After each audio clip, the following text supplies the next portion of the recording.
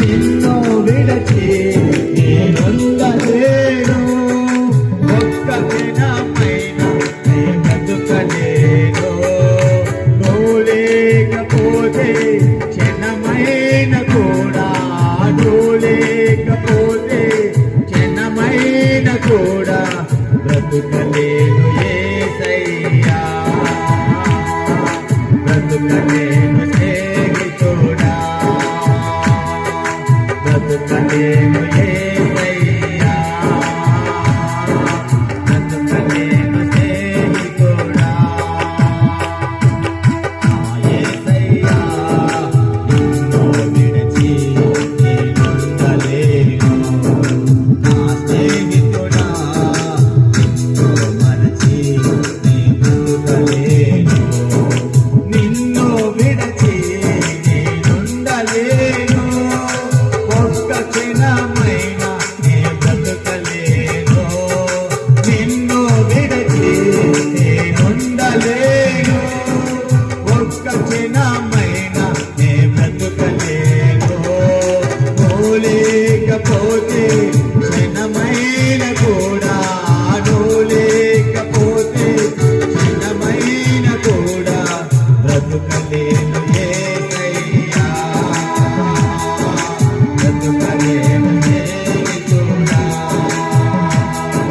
బ్రతుకలేను యేసయ్యా, బ్రతుకలేను స్నేహితుడా.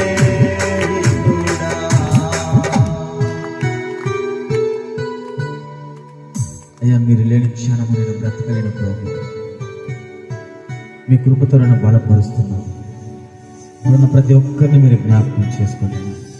ఇంతవరకు చక్కగా పాటల ద్వారాను, వాయిద్యాల ద్వారాను, ఆరాధన ద్వారాను మీ నామాన్ని మహింపరచడానికి మీకు స్తోత్రం ఉన్నాయి. ఇప్పుడు ప్రాముఖ్యమైన సమయం నడుకొస్తుండగా మీరు మాత్రమే మాకు సహాయం చేయగలండి దేవుడిగా ఉన్నారు. అయ్యా, వాతావరణాన్ని అనుకూలపరచండి, కరెంటుని మీ స్వాధీనంలో ఉంచుకోండి ప్రభు. నిలబడుతున్న నీ యొక్క దాసుల మీద ఏడంతల ఆత్మ అభిషేకముతో నింపండి. అనేకమైన లోతైన మర్మములు, సత్యములు, గూఢమైన సంగతులను ఆయన మాకు తెలియజేయడానికి ప్రార్థిస్తూ కూడిన మమ్మల్ని అందరినీ మీ చేతులకు అప్పగిస్తూ యేసు నామమున ప్రార్థించి వేడుకను పొందుకుంటున్నాం తండ్రి. ఆమేన్, ఆమేన్, హల్లెలూయా. దయచేసి అందరం కూర్చుందాం.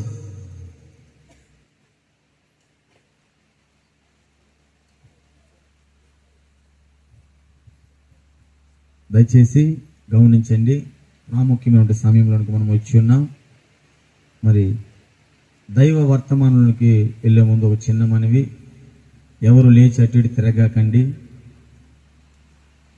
ఒకవేళ మీ సెల్ ఫోన్లు ఉంటే ఎవరు చెప్పరు ఈ మాట, నేను చెబుతున్నాను. ఎందుకంటే అద్భుతంగా వాక్యం చెప్పగలంటే దైవజనులు మన మధ్యలో ఉన్నారు. కాబట్టి ఈరోజు ఆ వాక్యం ద్వారా ఈ గ్రామానికి ఒక నూతనమైన ఆశీర్వాదం, ఒక నూతనమైన దీవెన దేవుడు అనుగ్రహించలాగిన మిమ్మల్ని మనవి చేసుకుంటున్నాను. మరి ప్రాముఖ్యంగా ఈ సమయంలో దైవ వర్తమానం అందించడానికి మన మధ్యలో దైవజనులు ఉన్నారు. మరి ఈ సమయాన్ని వారికి అప్పగిస్తుండగా చప్పట్లు కొడుతూ ప్రేమతో వారిని ఆహ్వానిద్దాం.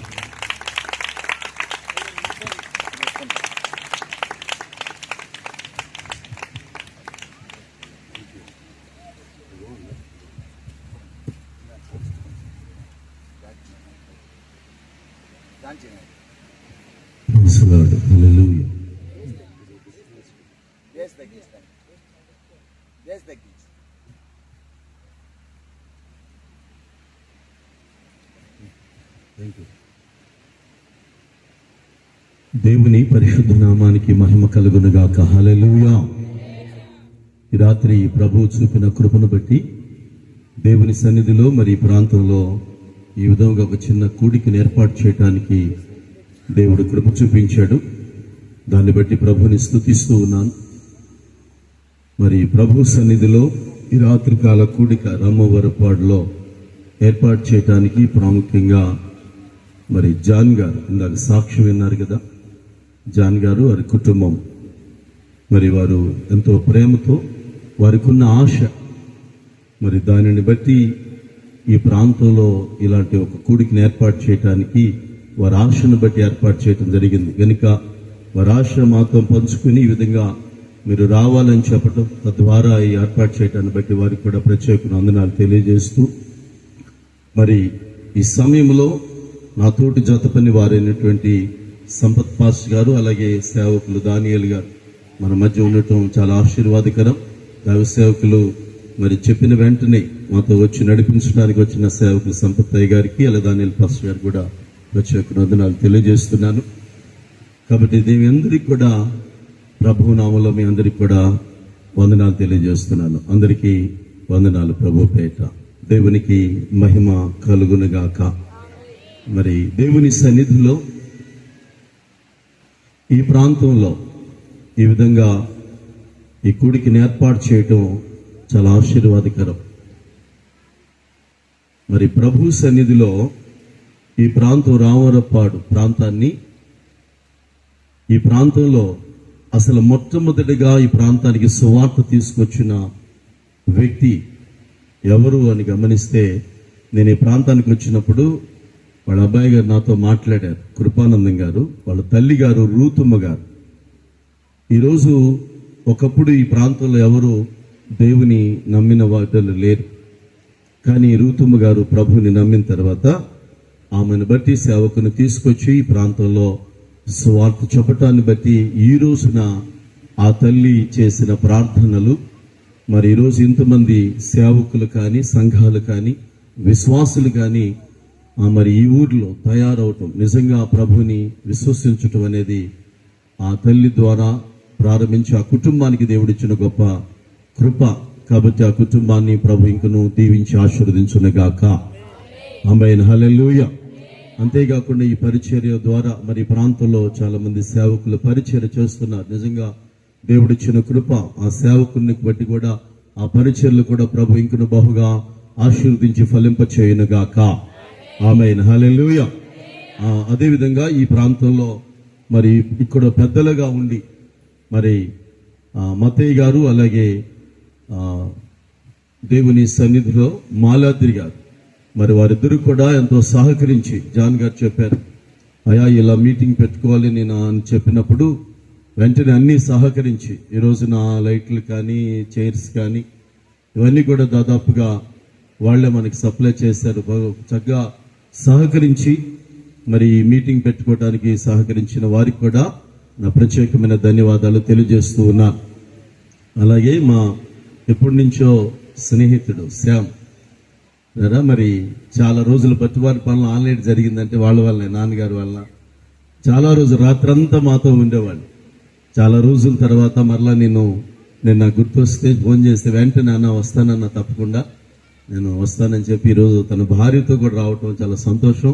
అలాగే తమ్ముడు వాటిలో రావటానికి యేసు బాబుని బట్టి కూడా వందనాలు చెల్లిస్తున్నాను.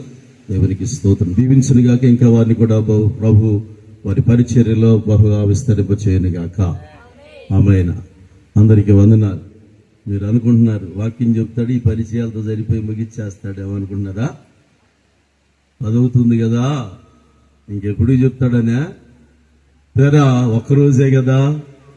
ఆ ఉద్దేశంతో కొంత ఆలస్యమైనా పర్వాలేదన్న ఉద్దేశంతో మిమ్మల్ని అందరినీ ఈరోజు ఇలా కలుసుకోవటానికి ప్రభు చూపిన కృపను బట్టి ప్రభుని స్తుతిస్తూ, ఎక్కువసేపు ఉండదు కానీ మరలా ఉదయకాలం మరలా పనులకు వెళ్ళాలి కనుక దేవుని సన్నిధిలో త్వరగానే దేవుని వాక్యాన్ని ముగించుకుందాం. ప్రభు మనతో మాట్లాడునుగాక. ఒక దేవుని మాటను చదువుకుందాం. ఈ రాత్రి ప్రభు మనతో మాట్లాడుతున్న మాటను 144వ కీర్తన 15వ చరణాన్ని చదువుకుందాం. 144వ కీర్తనలో నుంచి 15వ చరణాన్ని మనం చదువుకుందాం. ప్రియరా, ఇట్టి స్థితి కలిగిన వారు ధన్యులు, యెహోవా తమకు దేవుడుగా గల జనులు ధన్యులు. దేవునికి స్తోత్రం. చిన్న ప్రార్థన. ప్రేమ కలిగిన మా ప్రభువా, దయగలిగిన మా తండ్రి, నీ పరిశుద్ధ నామానికి స్తుతి చెల్లిస్తూ, దేవా చదువుబడిన లేఖన భాగములోంచి మరి మాతో మాట్లాడబోతున్నారు. ఈ రాత్రి మేమందరం వినబోతున్నానైనా నీ మెల్లనైన స్వరం మాకు వినిపిస్తున్నారు. నిలబడిన సేవకుడిని బలపరచండి ప్రభువా, సిలువ చాటున మరుగుపరచు, నీవు మాట్లాడండి ప్రభువా. ప్రజలందరికీ అర్థమయ్యే రీతిలో బోధించండి. మంచి బోధకుడు నైనా కృప చూపించి ఈ రాత్రి మా అందరి మధ్యలో మీరు నడిపించి సహాయం చేయమని, ఈ వాక్యపు వెలుగులో మమ్మల్ని నడిపించి బలపరచమని యేసు పరిశుద్ధ నామములో అడిగి వేడుకుంటున్నాము తండ్రి, ఆమేన్. దేవునికి మహిమ కలుగునుగాక. హల్లెలూయా. ఈ రాత్రి ఇక్కడ కూర్చున్న వారిలో చాలా మందికి నేను పరిచయం ఉన్నానేమో, లేకపోయినా నా పేరు ప్రభాకర్. మరి చెప్పలేదు, కనీసం అందరూ చెప్పాడు కానీ నేను పేరు చెప్పలేదు అనుకుంటారేమో. నా పేరు ప్రభాకర్ అండి, మాది గుంటూరు జిల్లా. అయితే ప్రభు యొక్క కృపను బట్టి 2006వ సంవత్సరం వింజమూరు పట్టణానికి ప్రభు తీసుకొస్తే వచ్చారు. ఆ తదుపరి పరిచర్య ఎక్కడ ప్రారంభించి కొన్ని చోట్ల పరిచర్యలు ఉన్నాయి. ఆ పరిచర్యలు కొనసాగిస్తూ దాదాపుగా 20 సంవత్సరాలుగా ప్రభు పనిలో ఉండటానికి దేవుడు కృపనిచ్చాడు. పాస్టర్ గారు నాకు 3 బిడ్డలు, కుమారుడు, 2 కుమార్తెలు. ప్రభు యొక్క కృపలో మరి ఆ ప్రాంతాన్ని నుంచి ఈ ప్రాంతాన్ని తీసుకొచ్చిన దేవుడు తన కృపాబాణులు చొప్పున ఈ ప్రాంతాన్ని కూడా ప్రభు తీసుకొచ్చాడు. అందును బట్టి ప్రభుని స్తుతిస్తూ ఈ లేఖన భాగాల్లో నుంచి మనము కొద్దిసేపు ప్రభువుని స్తుతిస్తూ ప్రభు మాటలను విందాం. ఇక్కడ దావీదు రాసిన ఈ కీర్తనలో, ఇట్టి స్థితి కలిగిన వారు ధన్యులు, యెహోవా తమకు దేవుడుగా గల జనులు ధన్యులు. చెప్పండి మీరు, యెహోవా దేవుడుగా గల జనులు ధన్యులు. మరోసారి చెప్తాం, యెహోవా దేవుడుగా గల జనులు ధన్యులు. దేవునికి మహిమ కలుగునుగాక. హల్లెలూయా. ఈ రాత్రి దేవుడు మాట్లాడుతున్న మాట దావీదు భక్తుడు రాస్తున్నాడు. ఎవరైతే యెహోవా దేవుడుగా ఉంటారో వారు జనులు ధన్యులు అని దావీదు భక్తుడు రాస్తున్న ఈ మాట చాలా శ్రేష్టమైన మాట. ఈ రాత్రి ప్రభు సన్నిధిలో ఉన్న నీవు, ఈ రాత్రి మనందరితో కూడా ఈ మాట ద్వారా ప్రభు మాట్లాడుతూ తన యొక్క ఎవరినైతే దేవుడు కోరుకున్నాడో, ఇష్టపడ్డాడో, ఎవరినైతే ప్రేమించాడో ఆ దావీదు భక్తుడు, దేవుడు హృదయానుసారుడైనటువంటి దావీదు రాస్తున్నాడు, దేవుడు యెహోవా దేవుడుగా గల జనులు ధన్యులు. ఎందుకని ధన్యత అని గమనిస్తే లేఖన భాగాల్లోనికి మనం వెళదాం. సహజంగా మనం గమనిస్తే ఈ లోకములో చాలా మంది ధన్యులు ఉన్నారు. చాలా మంది ప్రజలు ధన్యులుగా పిలవబడుతున్నారు. చాలా మంది ధన్యులు అనుకుంటున్నారు. లోకములో ఉన్న పరిస్థితులు మనం గమనిస్తే ఒక వ్యక్తిని ధన్యుడు అంటానికి ఆ వ్యక్తికి ఉన్నటువంటి అనుభవాలు మనం చూస్తాం. లోకములో ఎవరికైనా బాగా ధనం ఉంటే, ఎవరికైనా బాగా హోదా ఉంటే, ఎవరైనా పేరు ప్రఖ్యాతలు కలిగి ఉంటే, ఎవరికైనా వాళ్ళు ఆస్తి సంపాదించగలిగితే, వారి బిడ్డలు ఉన్నత స్థానంలో ఉంటే వారిని చూసినప్పుడు మనం అనుకుంటాం వీరు చాలా గొప్ప ధన్యులు అనుకుంటాం. ఎందుకంటే వారికి ఉన్నటువంటి ధనాన్ని బట్టి, వారికి ఉన్న ఆస్తిపాస్తులను బట్టి, వారికి ఉన్న పేరు ప్రఖ్యాతలను బట్టి, వారికి ఉన్న ఐశ్వర్యాన్ని బట్టి, వారికి ఉన్నటువంటి ఉన్నత పరిస్థితులను బట్టి, ఉన్నతమైన వాటిని బట్టి మనం చూసి అనుకుంటాం వీరు చాలా ధన్యులు లోకములో అనుకుంటాం. కానీ బైబిలు చెప్తున్న మాట ఈ లోక సంబంధమైన దానికి చాలా వ్యతిరేకంగా ఉంటది. దేవుని దగ్గర ధన్యుడు అంటే ఆ ధన్యతలు వేరుగా ఉంటాయి. ఈ రాత్రి ప్రభు అన్నాడు, దావీదు మహారాజు చెప్తున్న ఈ మాట, ఎవరైతే దేవుడు కలిగి ఉంటాడో, ప్రభువుని కలిగి ఉంటారో ఆ దేవుడు కలిగిన జనులు ధన్యులు అని చెప్పటం ఏమిటి ఆ ధన్యత? ఎందుకు దేవుడు కలిగిన బిడ్డలు ధన్యులు అని గమనిస్తే లేఖనాల్లోంచి మనము కొన్ని మాటలు మనము ధ్యానం చేద్దాం. ఎందుకు ధన్యులో, దేవుడి సన్నిధిలో ఈ లోకములో మనుషులు దేవుడు లేనివారు కాదు, కానీ దేవుడు కలిగినటువంటి జనులు ధన్యులుగా పిలువబడటానికి కారణం ఏంటి అని గమనించినప్పుడు, దేవుని సన్నిధిలో దేవుడు కలిగిన జనులకున్న ధన్యత లేవీ కాండంలో ఒక మాట ఉంటుంది. 26వ అధ్యాయం 12వ వచనములో దేవుని గురించి ఒక మాట రాయబడుతుంది. ఆ మాట చదువుదాం. లేవీ కాండము 26వ అధ్యాయం 12వ వచనం. నేను మీ మధ్య నడిచెదను, మీకు దేవుడనయ్యుందును, మీరు నాకు ప్రజలయ్యుందురు. దేవుడు ఇశ్రాయేలు ప్రజలతో మాట్లాడుతున్న మాట ఏంటంటే, నేను మీ మధ్య ఉంటాను, మీ మధ్య నివసిస్తాను, మీరు నాకు ప్రజలై ఉంటారు. దేవుడు తన ప్రజలతో మాట్లాడుతున్న మాట ఏమిటి అంటే, నేను మీ మధ్య ఉంటాను, మీ మధ్య నివసిస్తాను, మీరు నాకు ప్రజలై ఉంటారని దేవుడు మాట్లాడుతున్నాడు. ఎందుకు దేవుడు మన మధ్యలో ఉంటాడు? ఎందుకు దేవుడు మన మధ్యలో సంచరించాలనుకుంటున్నాడు? ఎందుకు మన దేవుడు మన ప్రజలుగా పిలవాలనుకుంటున్నాడు? ఎందుకు యెహోవా దేవుడుగా గల జనులు ధన్యులు ఎందుకు? యేసు ప్రభువారు దేవుడుగా గల జనులు ధన్యులు ఎందుకు అని గమనిస్తే, దేవుని సన్నిధిలో దేవుడే స్వయంగా చెప్తున్నాడు, నేను మీ మధ్య సంచరించదును, మిమ్మల్ని ప్రేమిస్తున్నాను, మీరు నాకు ప్రజలై ఉంటారని దేవుడు రాస్తున్నాడు. ఆయన మన మధ్య సంచరించి, ఆయన మన మధ్యకు వచ్చి ఏం చేస్తాడో, ఏం చేయబోతున్నాడు, ఎందుకు ఈ మాట చెప్పాడో లేఖనాల నుంచి మనం గమనిస్తే, బ్రదరా మనం ఎందుకు ధన్యులో, ప్రభుని నమ్ముకున్న వ్యక్తిలో ఎందుకు ధన్యులో లేఖనాల నుంచి మనం చూద్దాం. బ్రదరా చూడండి, మొట్టమొదటి అనుభవం, యెహోవా తమకు దేవుడు గల జన ధన్యులు ఎందుకు అని గమనిస్తే, ఆ కీర్తన గ్రంథంలో 147వ కీర్తన 2వ వచనం 3వ వచనం చదువుదాం. మొదటి అనుభవం మనం చూద్దాం. ప్రేర 147వ కీర్తన 2వ వచనం 3వ వచనం. యెహోవాయే యెరూషలేమును కట్టువాడు, చెదరిన ఇశ్రాయేలును పోగు చేయువాడు, గుండె చెదరిన వారిని ఆయన బాగు చేయువాడు, ఆరి గాయములు కట్టువాడు. ఈ మాట మనం గమనిస్తే ప్రేదా, యెహోవాయే యెరూషలేమును కట్టువాడు, వారి గాయములు కట్టువాడు. దేవుడు తమకు దేవుడుగా గల జనులు ధన్యులు. ఎందుకంటే దేవుడు ఆ జనులను కట్టగలిగిన వాడు, కట్టేవాడు. హల్లెలూయా. ఈరోజు చాలా మంది జీవితాలలో బ్రతుకులను కట్టగలిగిన వాడు దేవుడు, జీవితాలు కట్టగలిగిన వాడు దేవుడు, జీవితాలను నిలబెట్టగలిగిన వాడు దేవుడు, బ్రతుకులను కట్టగలిగిన దేవుడు ప్రేరా. అందుకనే యెహోవా తమకు దేవుడుగా గల జనులు ధన్యులు. ఎందుకో తెలుసా? జీవితాలను మార్చి జీవితాలను కట్టగలవాడు ప్రభు. దేవునికి స్తోత్రం. హల్లెలూయా.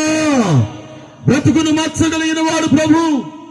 పడిపోయిన జీవితాలు, చెడిపోయిన జీవితాలు, పాడైపోయిన జీవితాలు, చితికిపోయిన జీవితాలు, ఎండిపోయిన జీవితాలు తిరిగి లేపి కట్టి బలపరచగలిగిన వాడు దేవుడు గనుక, గాయములను కట్టి జీవితాలు కట్టేవాడు దేవుడు గనుక, అందుకని ఆయన ప్రజలు, ఆయన దేవుడుగా గల జనులు ధన్యులు. హల్లెలూయా. ఈ రాత్రికాల సమయంలో ప్రియమైన దేవుని బిడ్డ, యేసు ప్రభు వారు చెప్తే జీవితంలో యేసు ప్రభు చెప్తున్న మాట తెలుసా? ఆయన నీ జీవితాన్ని కట్టడానికే ఈ రాత్రి ప్రేరా ఏర్పాటు చేసిన కూడిక, నీ బ్రతుకును మార్చడానికి ఏర్పాటు చేసిన కూడిక, నీ జీవితంలో చెడిన నీ జీవితాన్ని బాగు చేయడానికి, కట్టడానికి ఏర్పాటు చేసిన కూడిక ప్రేరా. ఒక్క రోజు పెట్టాలని ఆశ ఎన్నాళ్ళ నుంచో జాన్ గారు హృదయంలో, ఎన్నాళ్ళ నుంచో నా ప్రాంతంలో దేవుని సువార్త వినబడాలి, ఎన్నాళ్ళ నుంచో దేవుని మాటలు వినబడాలి, ఎన్నాళ్ళ నుంచో తన హృదయంలో ఒక మంట, ఇదిగో ఈ ప్రాంతంలో దేవుని సువార్త వినిపించాలి ఆశ కలిగి ఉన్నాడు ప్రేరా. ఈ రోజు ఒక 30-40 వేల రూపాయలు ఖర్చు అవుతుందేమో ప్రేరా. ఈ డబ్బు ఆయన వాడుకోవచ్చుగా. ఇంట్లో ఎన్నో ఖర్చులు ఉన్నాయి, ఎన్నో అవసరతలు ఉన్నాయి, ఎన్నో ఇవ్వగలిగిన ప్రేరా, ఎన్నో అప్పులు ఉండొచ్చు, ఎన్నో రకాల సమస్యలు ఉన్నాయి ప్రేరా. ఒక 40,000 రూపాయలు ఎందుకు ఖర్చు చేయాలి? ఆ యొక్క కుండల్లో ఎందుకు ఆరాటం ప్రేరా? ఈ రోజున దేవుని పని కొరకు, దేవుని కొరకు, దేవుని సువార్త కొరకు, ఆత్మల కొరకు ఆశ కలిగిన వారు ఎక్కడున్నారు? ఈ రోజున ఆయనకున్న ఆశ ఏంటి తెలుసా? మా ప్రజలు దేవుని ప్రజలై ఆయనలో ఆనందించాలని కోడికను ఏర్పాటు చేశాడు. హల్లెలూయా. హల్లెలూయా. ఈరోజు నీ జీవితం కట్టబడాలని, నీ గాయములు కట్టబడాలని దేవుడు కోరుకుంటున్నాడు. నీ జీవితంలో కట్టబడటానికి ప్రభు ఇష్టపడుతున్నాడు. ఈ రాత్రి నీ బ్రతుకును మార్చడానికి ఇష్టపడుతున్నాడు. అందుకే యెహోవా దేవుడుగా గల జనులు ధన్యులు. ఆయన కట్టే దేవుడు అండి, జీవితాలను కట్టే దేవుడు. నేను చెప్పాను కదా ఇందాక, ఆమె పేరు రూతు. ఈ బైబిల్ గ్రంథంలో కూడా ఒక ఆమె రూతు ఉంది. హల్లెలూయా. రూతు అనే వ్యక్తి కనబడుతుంది మనకి బైబిల్ గ్రంథంలో. ఆమె జీవితంలో ప్రేరా, రూతు చిన్న వయసులోనే జీవితం అంతా ప్రేరా నిస్సహారమైపోయింది. జీవితం అంతా, బ్రతుకంతా ప్రేరా ఎండిపోయినట్లయిపోయింది. చిన్నది అని ఉంటుంది బైబిల్లో. 2వ రూతు గ్రంథంలో బోయాజు పొలంలో పనిచేస్తున్నప్పుడు బోయాజు వచ్చారు. ఈ చిన్నది ఎవరు? ఈ చిన్నది ఎవరు? చిన్నదానికే చిన్న వయసులోనే అయా చిన్నది ఇంకా అయా సరైన పరిపక్వత రాకముందే ప్రియరా ఆమె జీవితంలో ఎన్నో కోల్పోయిన అనుభవం, తన జీవితము ఎండిపోయిన అనుభవం, తన జీవితము పాడైపోయిన అనుభవం. ప్రియరా ఆ జీవితాన్ని చూసిన దేవుడు, ప్రియరా నయోమి జీవితాన్ని చూసిన దేవుడు, ప్రియరా వారిద్దరూ ప్రియరా అత్తా కోడలుగా ఉన్న సందర్భంలో ఆ కుటుంబంలో తీరని వేదన, ప్రియరా భయంకరమైనటువంటి వేదన. ఆ కుటుంబంలో మగవారు లేరు ఆ ఇంటిలో. నయోమి భర్త చనిపోయాడు, కుమారులిద్దరూ చనిపోయారు, కోడళ్ళు మాత్రమే, ఆడవాళ్ళు మాత్రమే ఉన్నారు ఆ కుటుంబంలో. ఆ కుటుంబము ఎవరితో చెప్పుకోవాలి, ఎవరి దగ్గరికి వెళ్ళి అడగాలి, ఏమని అడగాలి? ఆ స్థితిలో ఉండగా ఆ కుటుంబంలో ఆమె నయోమి మరలా బెత్లెహేముకు వస్తున్న సందర్భంలో చిన్న కోడలైన రూతు తన జీవితంలో ఒక మాట అంటది, నీ దేవుడే నా దేవుడు, నీ చెనులే నా చెనులు. హల్లెలూయా. ఆమెకు అప్పటి వరకు దేవుడు తెలియదండి, అప్పటి వరకు దేవుడు ఎవరో తెలియదు, అప్పటికి ప్రభు తెలియదు, అప్పటికి యెహోవా ఎవరో తెలియదు, అప్పటికి రక్షకుడు ఎవరో తెలియదు. కానీ ఆమె తన అత్త వెళుతున్నప్పుడు, బెత్లెహేముకి వెళుతున్నప్పుడు అంటుంది, అమ్మా నీ దేవుడే నా దేవుడు, నీ జనులే నా జనులు అని మాట్లాడినప్పుడు ఆమెను తీసుకుని బెత్లెహేముకు తీసుకొని వచ్చింది. రూతు బెత్లెహేములో అడుగు పెట్టిన తర్వాత రూతు జీవితమును దేవుడు మధురముగా కట్టాడు. హల్లెలూయా. ఆమె జీవితంలో కోల్పోయినవన్నీ మరలా వచ్చినాయండి పిల్లరా. ఆమె జీవితంలో ఏదైతే శాపగ్రస్తంగా మారిందో ఆ శాపం కాస్త తొలగించబడి దేవుడు రూతును అద్భుతముగా ఆశీర్వాదకరమైన వ్యక్తిగా మార్చాడు, గొప్ప స్త్రీగా మార్చాడు, ఉన్నతమైన వ్యక్తిగా మార్చాడు పిల్లరా. ఆమె జీవితము ఎప్పుడైతే దేవుని యొద్దకు ప్రయాణం చేసిందో, ఎప్పుడైతే దేవుని దగ్గర కలుసుకుందో, ఎప్పుడైతే దేవుని దగ్గరికి రావటం మొదలు పెట్టిందో, ఎప్పుడైతే బెత్లెహేములో అడుగు పెట్టిందో, దేవుని సన్నిధిలో ఉన్న కృపను బట్టి ఆమె జీవితాన్ని దేవుడు మరలా కట్టడం ప్రారంభించి అద్భుతముగా క్రీస్తు వంశావళిలోకి. ఒకప్పుడు ఆమె జీవితం క్రీస్తు ఎరగని జీవితం, కానీ ఇప్పుడు రూతు క్రీస్తు వంశావళిలోకి వచ్చేసింది.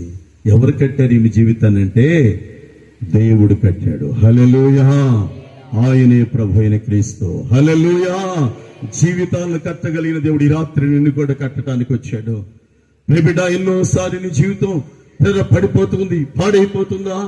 ఎండిపోయిన అనుభవాల మధ్యలో ఉన్నావా? ఈ రాత్రి దేవుడు నిజముగా ఆయన పిలుస్తున్నాడు. నీ స్థితిని గతిని మార్చగల దేవుడు, నీ పరిస్థితులు మార్చగల దేవుడు, నీ జీవితాన్ని మార్చగల దేవుడు, నీ బ్రతుకును మార్చగల దేవుడు, నీ జీవితంలో మేలు చేయగల దేవుడు ఈ రాత్రి నీతో మాట్లాడుతున్నాడు. ఇదిగో రూతును జీవితమును కట్టిన నిన్ను నేను కూడా నీ జీవితాన్ని కూడా కడతానని ఈ రాత్రి నీతో మాట్లాడుతున్నాడు. హల్లెలూయా. నయోమి జీవితాన్ని కట్టిన దేవుడు నీ జీవితాన్ని కూడా కడతానని ఈ రాత్రి మాట్లాడుతున్నాడు.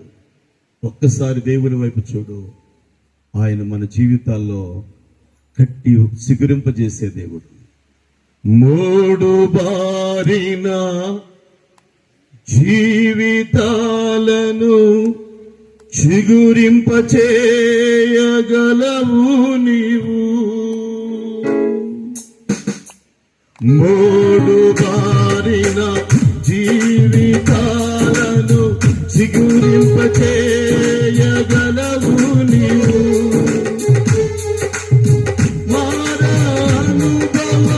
మధురముగా మార్చగలవు నీవు. మధురముగా మార్చగలవు నీవు. మహోన్నతుడా నీ కృపలో నేను నివసించుతా. నా జీవిత ధన్యతైనది.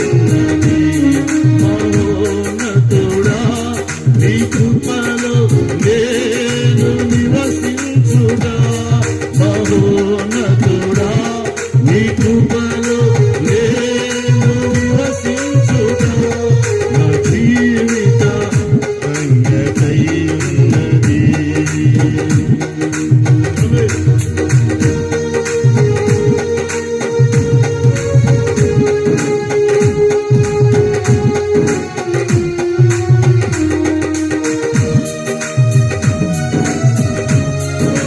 మన జీవితాలలో ఓడైపోయిన జీవితాలు చిగురింపజేయగల దేవుడు కదా, కట్టగల దేవుడు.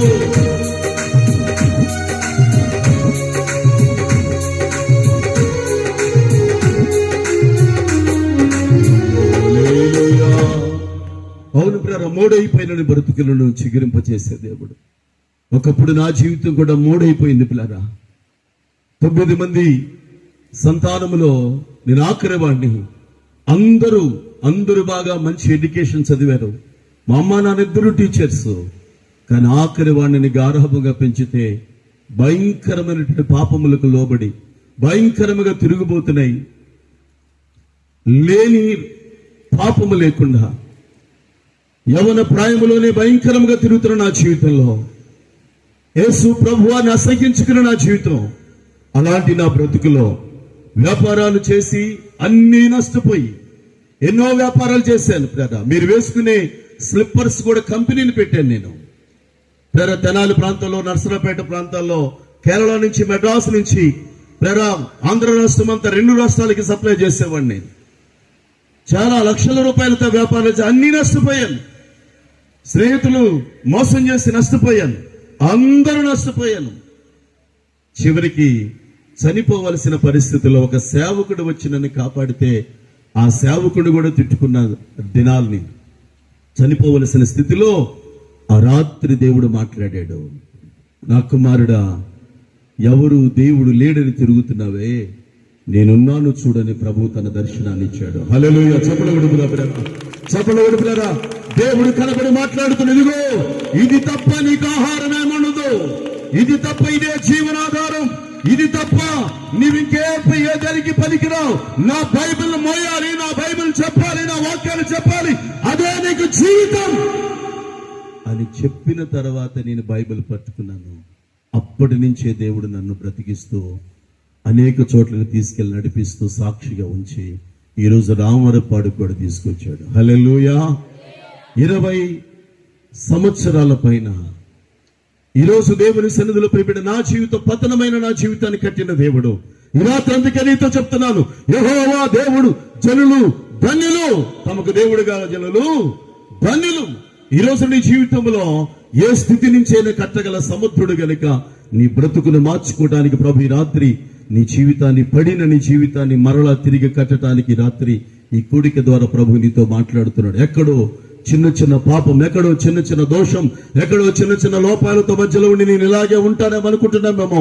ఈ రాత్రి దేవుని యొద్దకు వచ్చి, ప్రభువా నన్ను మరలా తిరిగి కట్టగలవా, తిరుగు కట్టున ఆయన నువ్వు అడిగితే నీ జీవితాన్ని నిశ్చయముగా తిరిగి కట్టి ఒక ఆశీర్వాదకరమైన బిడ్డగా నిన్ను చేయునుగాక. ఆమేన్. హల్లెలూయా. నిశ్చయం ప్రియబిడ్డ, నన్ను మార్చిన దేవుడు నన్ను కట్టిన దేవుడు నిన్ను కూడా కట్టబోతున్నాడు.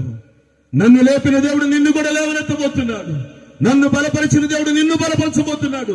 ఆయన నీ సన్నిధిలో ఈ రాత్రి ప్రతి వారి హృదయాలలో కార్యము జరిగించునుగాక. ఆయన కృప కలిగిన దేవుడు గనుక ఆయన అంటున్నాడు, నేను నీ గాయములు కడతాను, నీ జీవితాన్ని కడతాను. కాబట్టి ఈ రాత్రికి యేసయ్య మన జీవితాల్లో మన గాయాలను కడుతున్నాడండి. ఎవరైతే ఆయన ఎద్దుకొస్తారో ఆయన గాయాలు కట్టి ఆయన మనల్ని భద్రపరచిపోతున్నాడు. అందుకే దేవుని సన్నిధిలో మనం జ్ఞాపకం చేసుకుంటే ప్రభు దేవుని సహాయము ద్వారా, దేవుని కృపను బట్టి బైబిల్ గ్రంథంలో రాహాబు వేశ్య అని ఒక ఆమె ఉంటుంది. ఆమె పేరు వింటేనే అనుకుంటారు వేశ్య కదా, ఆమె జీవితం అంతా పాడైపోయింది సార్. ఆమె జీవితం అంతా ఆమె పేరే, ఆమె మాట వింటేనే, ఆమె గురించి మాట్లాడితేనే చెడ్డగా మాట్లాడతారు ఎవరు చూసినా. ఆమె గురించి పేరెత్తితే చాలు ఆమె గురించి చెడ్డ సమాచారం తప్ప మంచిగా మాట్లాడేవారు కూడా లేరు ఆ దేశంలో. ఆ రోజుల్లో అక్కడ ఎరుకో పట్టణంలో ఆమె గురించి మాట్లాడుతున్న ప్రతి మాట చెడ్డ మాటే కానీ మంచి మాట లేదు. కానీ ఒకానొక రోజున ఆ గృహంలోనికి దైవజనులు వెళ్ళినప్పుడు దైవజనులను ఆమె దాచిపెట్టిందని ఉంటుంది బైబిల్లో. యెహోషువ గ్రంథం 2వ అధ్యాయం ఇవన్నీ ఉంటాయి. దాచిపెట్టిన తర్వాత వాళ్ళు వెళ్ళిపోయిన తర్వాత రాజ సైనికులు వాళ్ళు వెళ్ళేటప్పుడు అడుగుతుందయ్యా, నీకు మేలు చేశాను కదా, నాకేదైనా మేలు చేస్తారంటే ఆ దైవజనులు చెప్తారు, మేము ఎరుకో పట్టణానికి వచ్చేటప్పుడు ఇగో ఏ కిటికీ గుండా నువ్వు దించావో మళ్ళీ దానికి ఎర్రని దారం కట్టు, నీకు మేలు చేస్తామని చెప్పారు. ఆమె నిజంగా మాటలు చదువుతున్నప్పుడు ఉంటుంది పిల్లరా, ఆమె వెళ్ళేటప్పుడు సేవకులతో ఒక మాట అంటది. ఆమె జీవితం పతనమవుతున్న పరిస్థితి కనబడుతున్నా ఆమె ఒక మాట అంటది, పిల్లరా, నా తల్లిని, నా తండ్రిని, నా అన్నదమ్ములు, నా అక్క చెల్లెలను నేను అందరికీ మాకు మేలు చేయరా అని అడిగినప్పుడు ఆమె జీవితంలో వాళ్ళు చెప్తారు సేవకులు, తప్పకుండా మేము వచ్చినప్పుడు మేమిచ్చిన సూచనగా నువ్వు కట్టుకుంటే నీ కుటుంబం కట్టబడుతుంది. హల్లెలూయా, హల్లెలూయా. ఆమె వేషే, ఆమె గురించి అందరూ చెడ్డ మాటలే పలికారు గాని ఎప్పుడైతే దైవ సేవకులు చెప్పిన మాట ప్రకారం నడవటం ప్రారంభమైందో, ఎప్పుడైతే దేవుని యొక్క సూచన విందో, ఆ సూచన ప్రకారం నడిచిందో, ఆమె చెప్పిన మాట ప్రకారం ఆ దైవ సేవకులు చెప్పినట్లుగా దేవుని సూచన ప్రకారం చేసిందో, తదుపరి ఆమె జీవితంలో రాహబు అంటే చాలా మంచి స్త్రీ, హల్లెలూయా, చాలా గొప్ప స్త్రీ, చాలా శ్రేష్టమైన స్త్రీ, చాలా అద్భుతమైన స్త్రీ అని పలకటం ప్రారంభించారు. ఎందుకో తెలుసా? ఆమెను దేవుడు కట్టడం ప్రారంభించాడు. ఆమె జీవితాన్ని దేవుడు మార్చివేశాడు. హల్లెలూయా. ఈ రాత్రి నీ జీవితంలో కూడా దేవుడు అంటున్నాడు, నిన్ను కట్టడానికి దేవుడు క్షణం పని. నువ్వు ప్రభు దగ్గరికి వచ్చాయా, నా జీవితాన్ని మరలా తిరిగి కట్టు ప్రభు అని అడిగితే విరిగి నలిగిపోయిన నీ జీవితాన్ని మరలా తిరిగి కట్టగల సమర్థుడండి. రాత్రి ప్రభు యొద్దకు వస్తున్న నీవు నీ జీవితంలో పడిన నీ జీవితాన్ని, చెడిన నీ జీవితాన్ని ప్రభువుకి అప్పచెప్పు. ఆయన కట్టడం ప్రారంభిస్తారు. మంచి కుమ్మరి ఆయన, మంచి కుమ్మరి, మంచి శిల్పకారుడు మన దేవుడు. కనుక ఈ రాత్రి నీ జీవితంలో నిన్ను కట్టుటకు ప్రభు పూనుకున్నాడు. ఈ మీటింగ్ ద్వారా ప్రభు నీతో చెప్తున్నాడు, నా ప్రియ కుమారి, నా ప్రియ కుమారుడా, నేను తిరిగి నిన్ను మరలా కట్టెదను, నువ్వు నా యొద్దకు రా, తిరిగి కడతాను, రా నా యొద్దకు రా. ఈ రాత్రి నీ జీవితంలో ఎలా తిరిగి పడిపోయావో దాన్ని తిరిగి కట్టడానికి దేవుడు సిద్ధంగా ఉన్నాడు. రెండవదిగా, ఎందుకు దేవుని ప్రజలు ధన్యులు అని గమనిస్తే, రెండవదిగా మనం చూద్దాం ప్రేరా, ఆ కీర్తన గ్రంథంలోనే 146వ కీర్తన 7-8 వచనాలు మనం చదివితే అక్కడ రెండవదిగా మనకు కనబడుతుంది. చదువుదాం ఆ మాటను ప్రేరా. ఆకలిగొనిన వారికి ఆహారము దయచేయును, యెహోవా బంధింపబడిన వారిని విడుదల చేయును, యెహోవా గ్రుడ్డి వారి కన్నులు తెరవ చేయువాడు, యెహోవా కృంగిన వారిని లేవనెత్తువాడు. దేవునికి స్తోత్రం కలుగును గాక. హల్లెలూయా. ఎందుకు యెహోవా దేవుడుగా గల జనులు ధన్యులు, ప్రభువు దేవుడుగా గల జనులు ఎందుకు అని గమనిస్తే రెండవదిగా రాయబడిన మాట అక్కడ రాయబడింది, యెహోవా బంధించబడిన వారిని విడుదల చేయువాడు. దేవునికి స్తోత్రం. హల్లెలూయా. ఈ రాత్రికాల సమయంలో ప్రభు బిడ్డలమైన మనందరి జీవితాల్లో ఎందుకు ధన్యులు ప్రభు బిడ్డలంటే, ఆయన అంటున్నాడు కట్టబడటమే కాదు, రెండవదిగా బంధించబడిన నిన్ను విడుదల చేయగల సమర్థుడు ఆయన ఒక్కడే. హల్లెలూయా. బంధించబడ్డాం. ఏ బంధకాల్లో ఉన్నావో, ఏ బంధకాల మధ్య నడుస్తున్నా ఆ బంధకాల నుంచి విడిపించగలిగిన దేవుడు ఒక్కడే. ఆ బంధకాల నుంచి తప్పించగలిగిన వాడు దేవుడు ఒక్కడే. ఆ పాప బంధకాలు విడిపించగలిగిన దేవుడు ఒక్కడే. పాపముల వరకు, సర్వలోకము పాపముల వరకు కలవలసిన రక్తము కాచిన ప్రభువారు తప్ప ఎవరు పాప బంధకాలు విడిపించలేరు.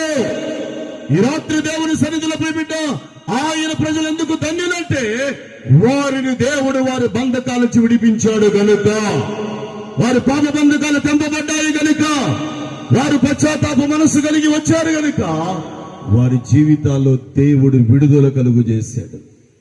ఈ రాత్రి నీ జీవితంలో కూడా దేది బంధించి నీ జీవితంలో పాడు చేస్తూ ఉంటావు, ఏ బంధకాల మధ్య నడుస్తున్నావో ఈ రాత్రి ప్రభు అన్నాడు, నేను విడిపించడానికి వచ్చాను. కట్టడానికి వచ్చాడు దేవుడు. రెండవది ఏమన్నాడు? విడిపించడానికి వచ్చాను ఈ రాత్రి నీ జీవితంలో. ఏ కట్లు నీ మీద ఉన్నాయో, ఏ క్రియలు నీ మీద ఉన్నాయో, ఏ దురాత్మ శక్తులు నీ మీద ఉన్నాయో, ఏ దుష్ట శక్తులు నీ మీద ఉన్నాయో, దేవుని సంబంధమైనటువంటి వాటిని రాకుండా చేయకుండా అపవాది క్రియలు ఏవి నేను ఇబ్బంది పెడుతున్నాయో ఆ బంధకాలు తెంచడానికి ఈ రాత్రి ప్రభుని ఎత్తుకొచ్చాడు, మన మధ్యకి వచ్చాడు, మన గ్రామాలకు వచ్చాడు. ఈ రాత్రి దేవుని సన్నిధిలో నీవు దేవుని దగ్గరకు వచ్చి ప్రభు అని అడగగలిగితే ప్రభు అన్నాడు, నీ బంధకములన్నీ విడుదలగునుగాక. ఆమేన్. హల్లెలూయా. లూకా సువార్తలో 13వ అధ్యాయము 10 నుంచి 11 వరకు చదివితే అక్కడ రాయబడిన మాట చదువుదాం ప్రియరా. యేసు ప్రభు వారు ఆ మందిరానికి, సమాజ మందిరానికి వెళ్ళాడు. విశ్రాంతి దినమున ఆయన సమాజ మందిరములో బోధించుచుండగా 18 ఏండ్ల నుండి బలహీనపరచు దెయ్యము ఉంజను. ఆమె నడుము వంగిపోయి ఎంత మాత్రము చక్కగా నిలబడలేని పరిస్థితి. యేసు ప్రభు వారు లోకంలో సంచరిస్తుండగా ఒక రోజున దేవుని మందిరానికి వెళ్ళి విశ్రాంతి దినాన వెళ్ళినప్పుడు అక్కడ ఒక ఆమె 18 సంవత్సరాలుగా నడిమి వంగిపోయిన స్త్రీ ఉంది. ఆమె చక్కగా నిలబడలేని స్థితి. ఏ స్థితి అంటండి? చక్కగా వంగిపోయి ఉందట కదా. ఈరోజు చాలా మంది నిలబడాలని ప్రయత్నం చేస్తారు కానీ నిలబడలేకపోతున్నారు. వారు అనుకుంటారు నేను నిలబడాలి, దీంట్లో ఉండాలి, పడిపోకూడదు, చక్కగా ఉండాలి అని చాలా ప్రయత్నం చేస్తారు. చాలా విధాలుగా వాళ్ళు